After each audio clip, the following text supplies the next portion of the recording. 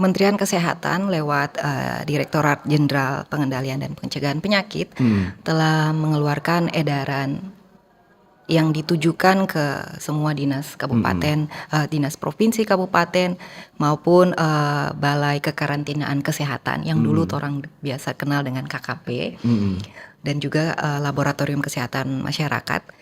Jadi untuk kewaspadaan di pintu masuk menjadi tugas pokok dan fungsi dari KKP, balai kekarantinaan kesehatan atau KKP.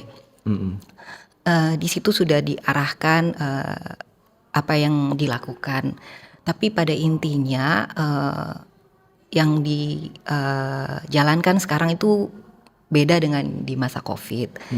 Memang upaya untuk persiapan itu ada, misalnya kesiapsiagaan petugas-petugas di pintu masuk. Jadi kalau misalnya terdeteksi ada penumpang yang datang dengan keluhan yang jelas, itu bisa diarahkan ke fasilitas kesehatan yang tersedia di baik di bandara yang dikelola oleh Balai Kekarantinaan Kesehatan.